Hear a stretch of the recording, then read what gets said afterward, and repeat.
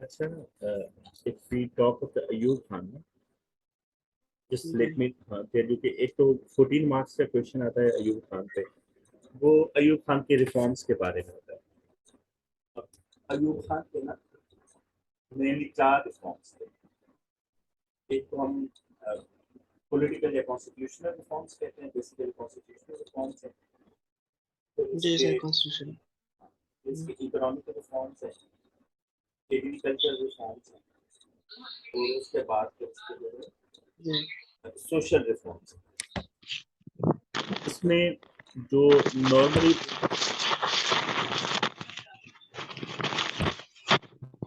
जो most successful जो reforms Ayub Khan के समझे जाते हैं ना, वो उसके एग्रीकल्चरल रिफॉर्म्स है। फिर इसके साथ जो 4 मार्क्स के क्वेश्चन आते हैं अयूब खान के, वो उसके इसने नया एक सिस्टम इंट्रोड्यूस किया था बेसिक डेमोक्रेट्स का, या बेसिक डेमोक्रेसी। उससे रिलेटेड क्वेश्चन आते हैं इसके। What was the basic democracy. फिर तीसरी टाइप का जो क्वेश्चन है वो 7 मार्क्स का क्वेश्चन है कि why did Ayub Khan celebrated his decade of the development in 1969। वो 7 मार्क्स का क्वेश्चन है, आंसर उसका सेम ही है। उसमें हम जी एग्रीकल्चर रिफॉर्म्स भी इंक्लूड करेंगे, और उसके साथ फिर कॉन्स्टिट्यूशनल रिफॉर्म्स भी, इकोनॉमिक रिफॉर्म्स भी, और सोशल रिफॉर्म्स भी। मीन उसी 14 मार्क्स के क्वेश्चन को हमने डिक्रीज करना है, जो है वो 7 मार्क्स है। अब देखें शुरू ठीक है में ही, सर। हाँ ये वाला क्वेश्चन देखें। Constitutional reforms were the most important of Ayub Khan's domestic policies during the decade of development between 1958 and 1969। अब इस टाइम पीरियड को डिकेड ऑफ द डेवलपमेंट भी कहा जाता है। तकरीबन 11 ईयर्स का इसका टाइम पीरियड है। डिकेड ऑफ द डेवलपमेंट क्यों? नॉर्मली इसके टाइम में पाकिस्तान की इकोनॉमिक डेवलपमेंट काफ़ी ज़्यादा हुई। जो इसके मोस्ट जी successful, one of the most successful was the economic reforms as well. फिर ये जो है एक explain why general Mohammad Ayub Khan came to power. अब ये उसी ये पॉलिटिकल पीरियड है, द पॉलिटिकल इंस्टेबिलिटी से रिलेटेड है। जी फिर जैसे ये एक 10 मार्क्स का क्वेश्चन आया है जो अभी लेटेस्ट आया था अक्टूबर में ना, कि to what extent were the years of 1958 to 1960 a decade of development, explain your answer। अब अगेन इसके अंदर हमने इन्हीं रिफॉर्म्स को डिस्कस करना है। फिर ओके। हाँ, फिर अगर हम लेटेस्ट देखें ये वाला, अगेन सितंबर 21 वाला, Ayub Khan's agricultural policies were the most effective of the domestic reforms that took place between 1958 and 1969। Same, सिर्फ वर्ड्स चेंज है। फिर यहाँ पे एक और क्वेश्चन में इकोनॉमिक रिफॉर्म्स का नाम है, were the economic reforms of Ayub Khan the most important of his domestic policies in the decade of progress between 1958 and 1969। The point I wanted to make कि आंसर इन सब questions का जो answer है वो same है। जी उसी हम जो अयूब खान के जो रिफॉर्म्स हैं उन्हीं में से ही हमने इसका जवाब देना ठीक है। है।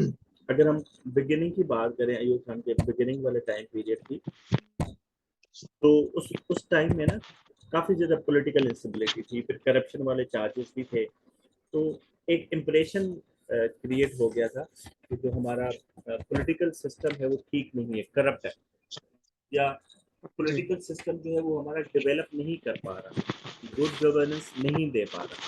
ये इम्प्रेशन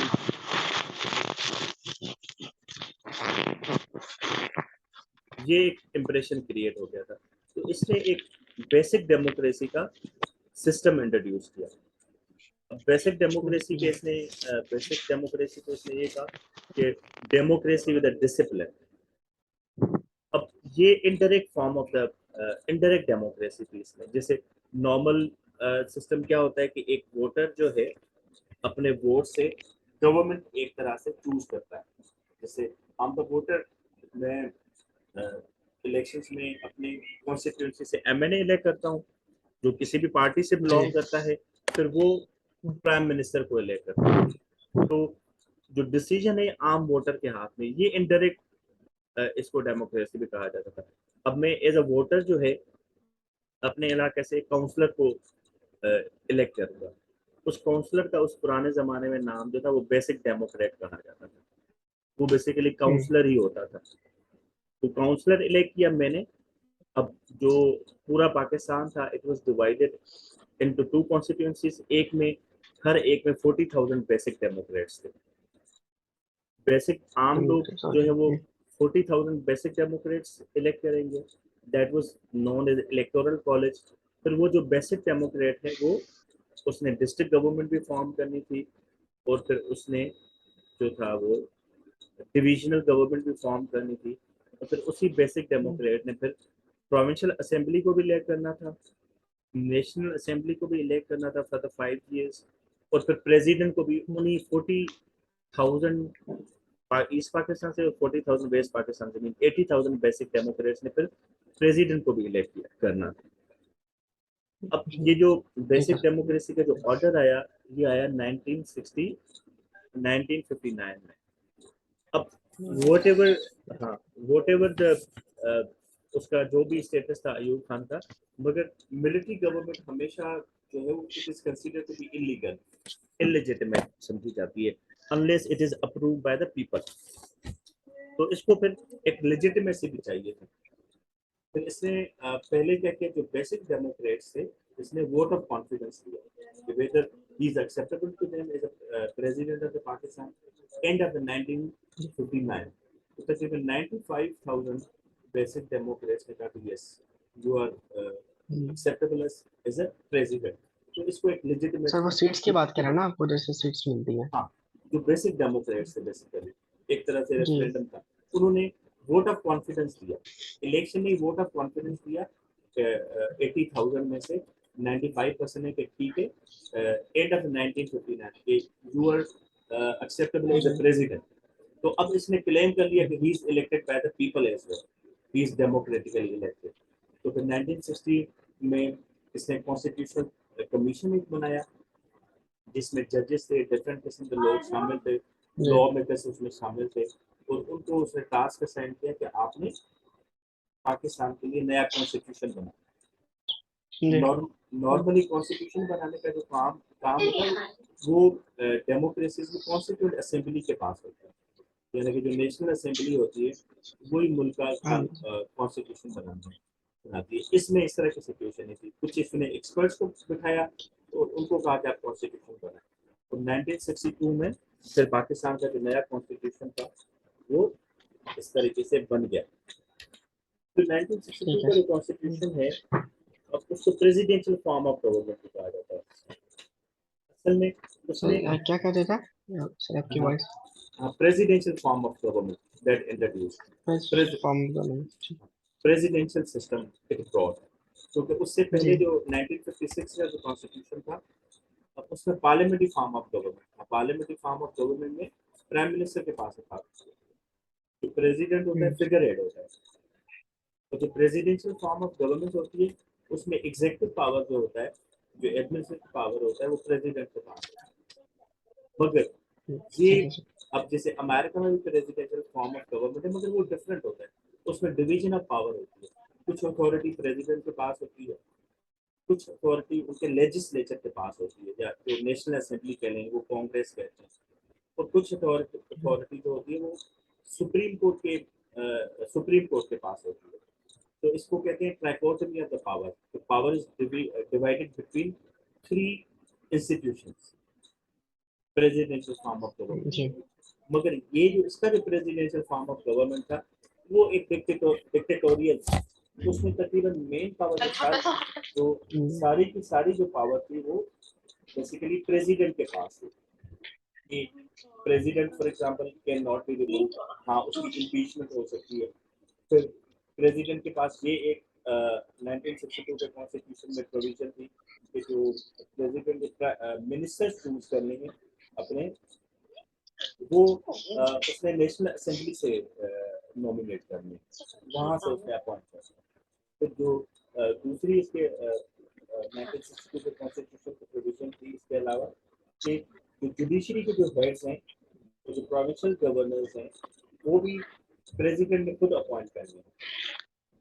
हाँ, अगर जी नेशनल असेंबली में कोई भी लॉ पास करेगी तो उसकी जो अप्रूवल है प्रेसिडेंट की देने की, उसको देनी है। अगर वो अप्रूवल नहीं देगा तो वो जो है वो कानून नहीं बन सकता। यानी कि एक तरह से उसके पास वीटो पावर भी थी। तो this was on presidential form of the government. जब ये presidential form of government was adopted तो इसने मार्शल लॉ को खत्म कर दिया। नॉर्मली ओके ना, हाँ, कि प्रेसिडेंशियल फॉर्म ऑफ गवर्नमेंट में क्रिटिसिज्म ये आया था कि इसके बारे में कोई डिबेट नहीं हुई थी, लोगों से राय नहीं पूछी गई थी। और खासतौर पे ईस्ट पाकिस्तान से इसके बारे में क्रिटिसिज्म आया, तो उन्होंने ये ख्याल किया कि अब there won't be any role of the east Pakistan in the governance of the Pakistan. ये इसकी सारा, हाँ, it was all about his constitutional reforms. और उसके बाद फिर इसने ही इंट्रोड्यूस द एग्रीकल्चरल रिफॉर्म्स। अब एग्रीकल्चर में उस जमाने में ना कि लोगों के पास, इंडिविजुअल्स के पास काफी ज्यादा जमीन होती थी, 2000 एकड़, 3000 एकड़। फिर क्या होता था कि वो सारी जमीन को कल्टीवेट भी नहीं करते थे। उन्होंने 100 एकड़ पे, 200 एकड़ पे they made the cultivation.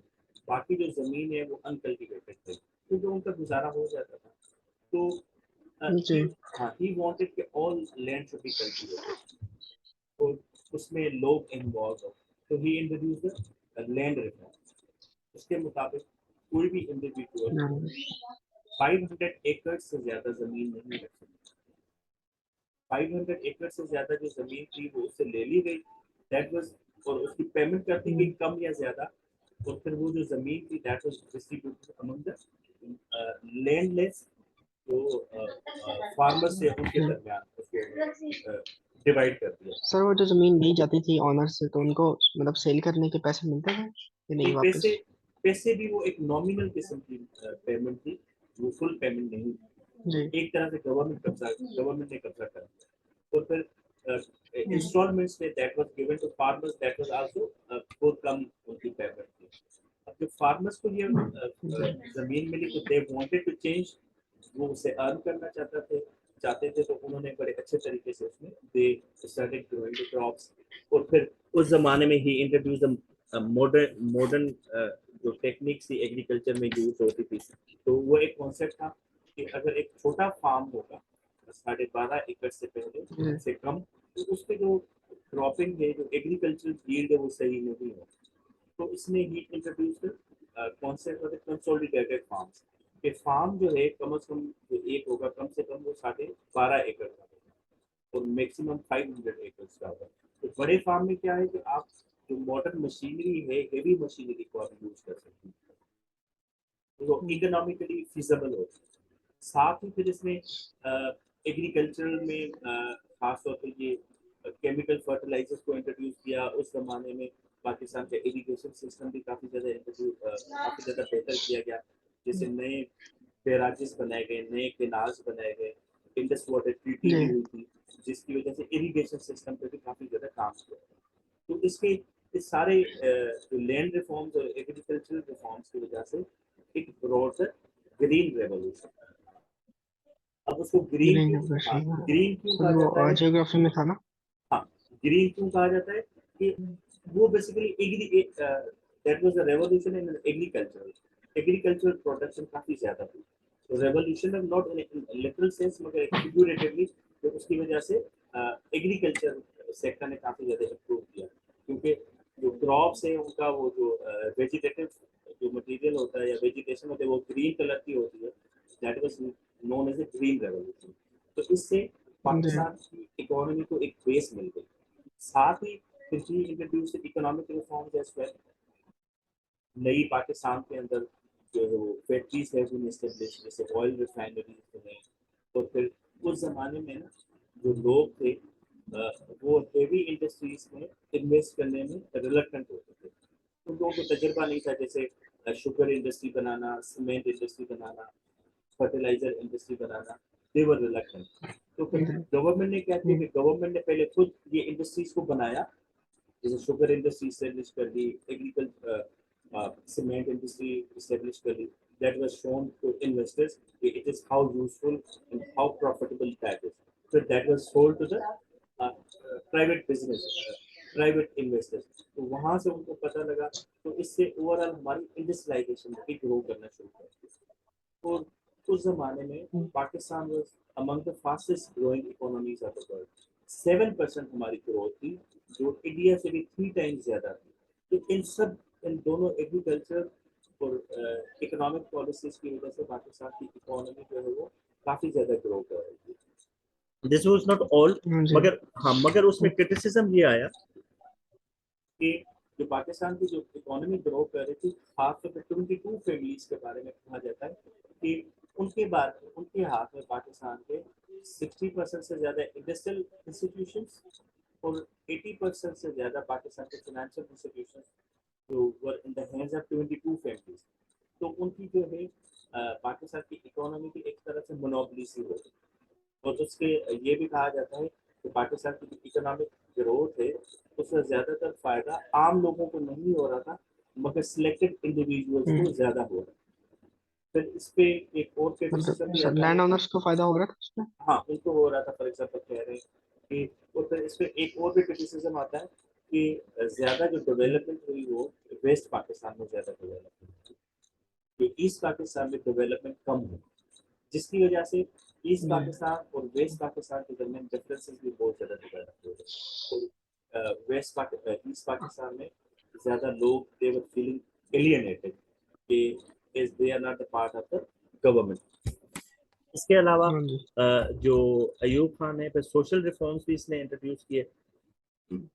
Social reforms में मेनली एक और भी स्टेप था कि खासतौर पे जो बुक में लिखा हुआ है कि लोग who migrated from the India फिर पाकिस्तान में सेटल हो गए थे, उनके पास घर नहीं थे, तो 75,000 quarters were established in Karachi. उन लोगों को रीसेटल किया गया उनमें।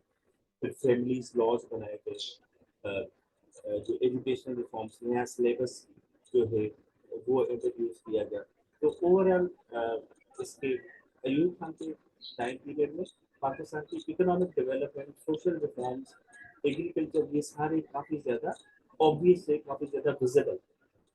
For that reason, this time period is known the decade of the development. जी इन जी। इनको मिला के ही फिर जो है वो हम 14 मार्क्स का जो है वो क्वेश्चन अटेम्प्ट कर लेते हैं।